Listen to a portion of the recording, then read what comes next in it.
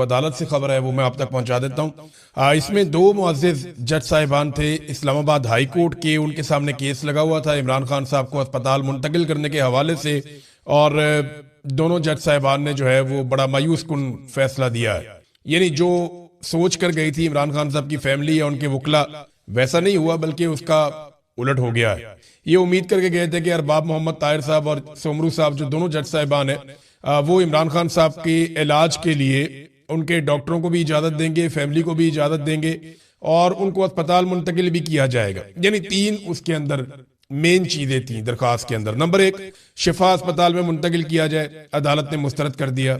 Number दो, जाती मुआलिजीन तक इमरान खान साहब को रसाई दी जाए, यानी उनके जाती मुआलिजीन उनके इलाज के अमल में शामिल हों, अदालत ने मुस्तरद कर दिया। नंबर तीन, जो इमरान खान साहब की फैमिली है उनको इमरान खान साहब तक इलाज के मामले में भी रसाई दी जाए, ये कहा गया। लेकिन इसको भी मुस्तरद कर दिया गया, बल्कि सिर्फ ये कहा गया कि जेल रूल्स के मुताबिक फैमिली को सिर्फ बताना जरूरी है। जब पूछा गया तो फैमिली को बताया था, तो कहा जी बुशरा बीबी को बता दिया था। यानी बुशरा बीबी जो जेल के अंदर बंद है उनको आगाह कर दिया जाए, उतना काफी है ताकि बाहर किसी को इन्फॉर्मेशन ही ना मिले। जजों ने बड़ी बेबसी वाला फैसला दिया है। ऐसा दिखाई देता है कि पूरा सिस्टम जकड़ा हुआ है, और वो तो जकड़ा हुआ है। और इमरान खान साहब एक मरतबा नहीं कई मरतबा ये बात कह चुके हैं कि फैसला सड़कों पे होगा। ये बात पाकिस्तान तहरीक इंसाफ को जितनी जल्दी समझ आ जाए या पाकिस्तानियों को जितनी जल्दी समझ आ जाए उतनी जल्दी ये मसला हल हो जाएगा। जब तक इमरान खान साहब के साथ अवामी ताकत खड़ी नहीं होगी आकर, देखें लोग खड़े तो हैं लेकिन मामला बन नहीं रहा। लोग ये फैसला नहीं कर पा रहे कि उन्होंने कब निकलना और कैसे निकलना है, या उन्हें निकालने वाले जो हैं वो कोई लायामल नहीं दे पा रहे। अगर तो ये फैसला सड़कों पे होना है तो फिर आज हो जाए या 10 साल के बाद हो जाए, होना तो ये सड़कों पे, और इमरान खान साहब इस बारे में कई मरतबा कह चुके हैं। अब सिर्फ जो अदालती ऑर्डर है उसमें एक चीज है कि एक नया बोर्ड तश्कील दिया जाए डॉक्टरों का, और जो डॉक्टर हैं वो इमरान खान साहब के डॉक्टरों से राब्ते में रहे और बोर्ड फैसला करे कि इमरान खान साहब को अस्पताल लाना है या नहीं लेकर आना। इमरान खान साहब की जो फैमिली के साथ मुलाकातें हैं वो तो एक लार्जर बेंच पहले ही फैसला दे चुका है, और वो जो लार्जर बेंच का फैसला उसके ऊपर अमल दरामद हुआ ही नहीं। यानी जो अमल दरामद होना था उसके ऊपर तो अमल दरामद नहीं हुआ। इमरान खान साहब की और उनकी फैमिली की मुलाकातें नहीं हो रही, लार्जर बेंच का फैसला भी नहीं माना जा रहा। तो ये बेंच भी कोई फैसला दे देता तो क्या गारंटी थी कि माना जाता। मेरे ख्याल जजों ने अपनी भी इज्जत बचाई है कि जो कहा जाता है वैसा फैसला दे दिया जाए, जैसा माहौल है वैसा फैसला दे दिया जाए। नवाज शरीफ को याद होगा, आपको अदालत गारंटियां मांगती थी और नवाज शरीफ को स्टाम्प पेपर के ऊपर पाकिस्तान से बाहर रवाना कर दिया था सजा याफ्ता मुजरिम को। फिर वो 4 हफ्ते का कहकर 4 साल तक वापस ही नहीं आया। नवाज शरीफ के लिए ये अदालतें कुछ और थी, इमरान खान के लिए ये अदालतें कुछ और है। और उसकी वजह यह है कि नवाज शरीफ और उस वक्त का आर्मी चीफ जनरल बाजवा अंदर से मिले हुए थे, और मौजूदा जो कैदी हैं इमरान खान साहब ये आसिम मुनीर के साथ मिले हुए नहीं है।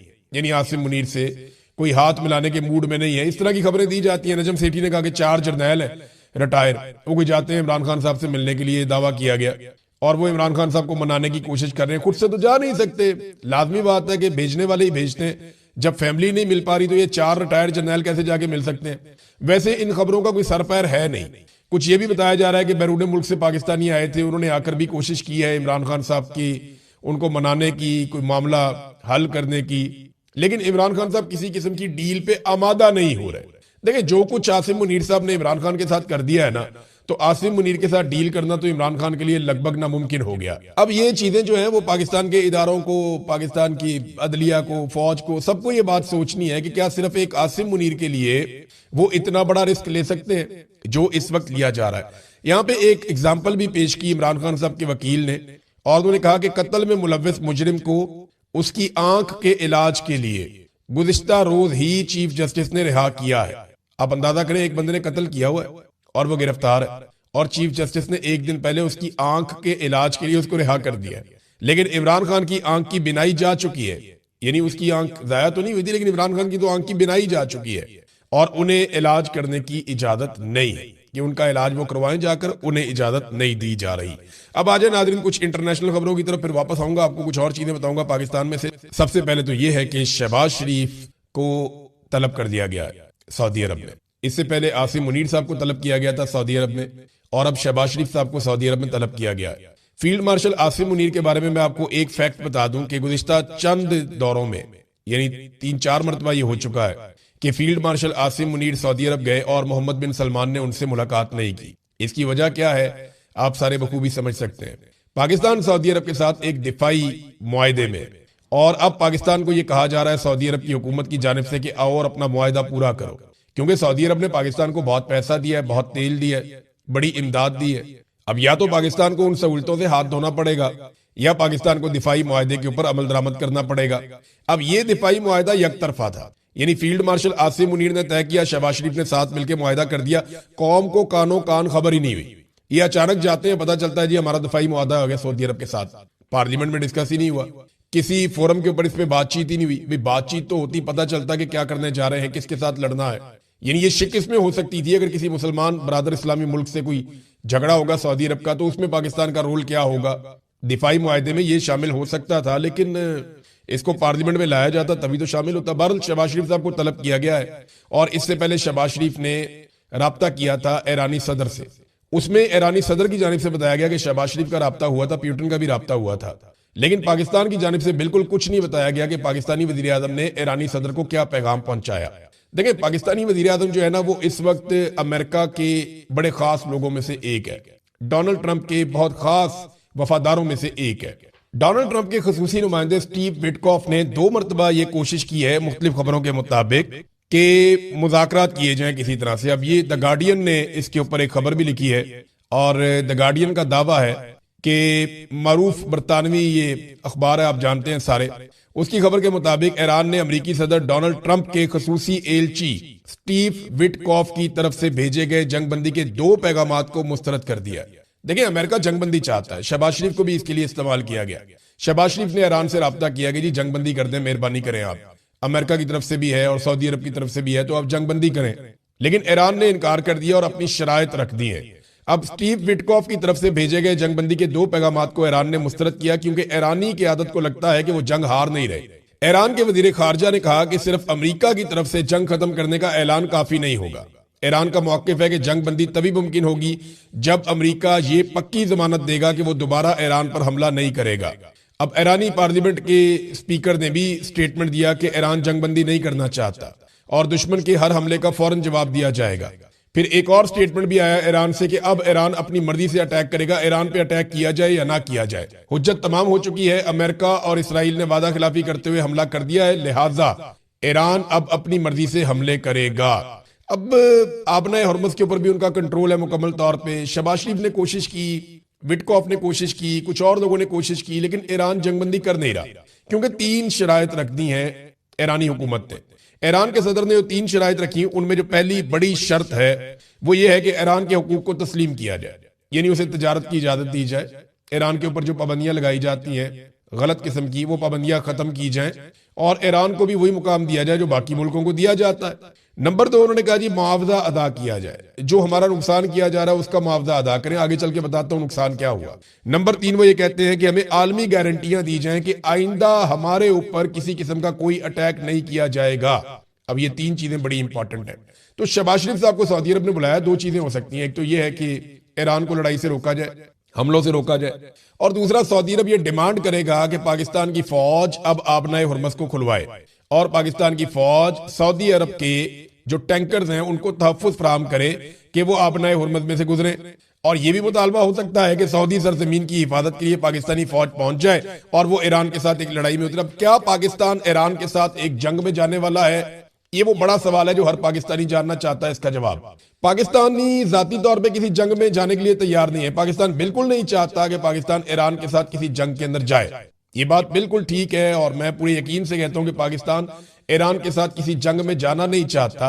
पाकिस्तान यही चाहता है कि लड़ाई यही खत्म हो जाए और पाकिस्तान की इज्जत बच जाए। लेकिन अगर ये मामला लंबा होता है तो पाकिस्तान को सऊदी अरब की बात माननी पड़ेगी। ये भी एक मुसीबत है। और अगर सऊदी अरब की बात नहीं मानता तो वो फैसिलिटी जो सऊदी अरब ने पाकिस्तान को दी हुई है, पाकिस्तान को उससे हाथ धोने पड़ जाएंगे।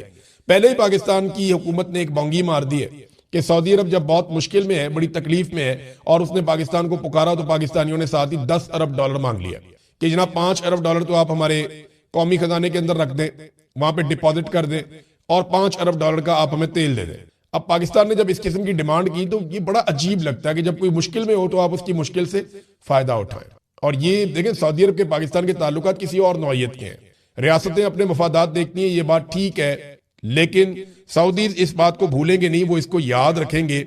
ये बात हम सबको अपने जहन में रखनी चाहिए। नाज़रीन, अक़वाम मुत्तहिदा में जो करारदाद पेश की गई उसमें यह तो कहा गया कि ईरान ने खलीजी ममालिक के मुख्तलिफ एरियाज पे अटैक किया, अमेरिकन अड्डों पे और बाकी जगहों पे, तो इसकी हम मजम्मत करते हैं। लेकिन वहां ऐसी कोई करारदाद पेश नहीं की गई जिसमें सुप्रीम लीडर का कत्ल पे बात हो, या जिसमें अमेरिका और इसराइल के हमले की मजम्मत हो, या जिसमें 170 बच्चों की शहादत की मजम्मत की गई हो, या जो हजारों जख्मी हो रहे हैं ईरान के अंदर उसकी मजम्मत की गई हो। 1500 के करीब जो है वो शहादतें हो चुकी हैं, उसके ऊपर कोई मजम्मत नहीं आई। 1100 से ज्यादा बच्चे जख्मी और शहीद हुए हैं ईरान के अंदर, तो इनके ऊपर कोई मजम्मत नहीं आई। और 10 दिन में सिर्फ तेहरान के मेयर ने यह बताया कि 10 दिन में 9000 मकामात को निशाना बनाया गया। इतनी बमबारी ईरान के अंदर हुई है, इस पर कोई करारदाद पेश नहीं की गई। तो जब ये चीजें नहीं की जा रही तो ये दोगलापन नजर आता है। यानी एक तरफा तो आप नहीं चल सकते ना, आपको तो सारी चीजें देखनी होती हैं। आबना हुर्मत पे ईरान ने कंट्रोल किया हुआ है, वहां पे अभी तक की इतला के मुताबिक 13 जहाजों को आग लग चुकी है। 13 ऐसे जहाज जिन्होंने यहां से गुजरने की कोशिश की वो निशाना बनाए जा चुके हैं। नाज़रीन, मगरबी ममालिक इस मरतबा अमेरिका का वैसे साथ नहीं दे रहे। देखें, जो ये सोच है ना अरब ममालिक में कि अगर हम लड़ाई के अंदर उतरे तो अमेरिका और इसराइल पीछे हट जाएंगे और उसके बाद हमें ईरान के साथ एक लंबी लड़ाई के लिए छोड़ देंगे और फिर हम हथियार ही खरीदते रहेंगे। वो महंगे हथियार हमें बेचे जाएंगे, कभी हमें हथियार बेचेगा अमेरिका, कभी बेचेगा कोई और मुल्क, कभी कोई मगरबी मुल्क। तो ये तो पैसा बनाएंगे हमसे और हम एक ऐसी लड़ाई में चले जाएंगे जो हमें तबाह करेगी। देखिए ना, ईरान और इसराइल ये दो मुल्क हैं इस रीजन में जिन्होंने अपने आप को ऐसे तैयार किया है कि किसी भी जंग की सूरत में अपने आप को बचा सके। इन्होंने जो तरक्की की है वो दिफाई नुक्ता नजर से की है, ईरान ने और इसराइल ने। वो बंकर्स उन्होंने बनाए, इन्होंने जेर जमीन सुरंगें बनाई हैं, उन्होंने अपने हथियार बनाए, इन्होंने अपने मिसाइल बनाए, उन्होंने अपने आप को ट्रेंड और अपने आप को डेवलप ऐसे किया। ये जो खलीजी ममालिक है ना, इन्होंने दिफाई नुक्ता नजर से अपने आप को डेवलप ही नहीं किया।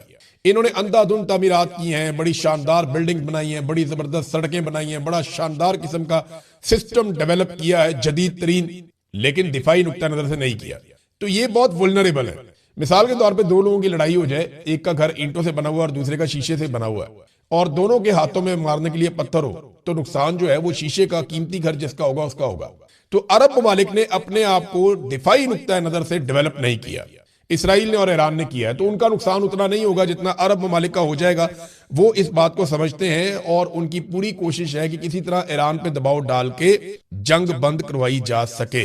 अब ओमान का स्टेटमेंट आया नाज़रीन, क्योंकि ओमान में एक बहुत बड़े ऑयल स्टोरेज के ऊपर अटैक हुआ था सलाला में, और बहुत आग वहां भड़की हुई है, और इस वक्त बहुत इंपॉर्टेंट था क्योंकि ईरान ने यह कहा कि ओमान के अंदर जो अटैक हुआ वो हमने नहीं किया। अब ओमान के स्टेटमेंट का इंतजार किया जा रहा था। ओमानी वजीर खारजा ने जो बयान दिया है वो बड़ा शानदार। उन्होंने कहा जी ये जो जंग लगी है ना, इसका मकसद ईरान को कमजोर करना और खित्ते की नई तश्कील करना है।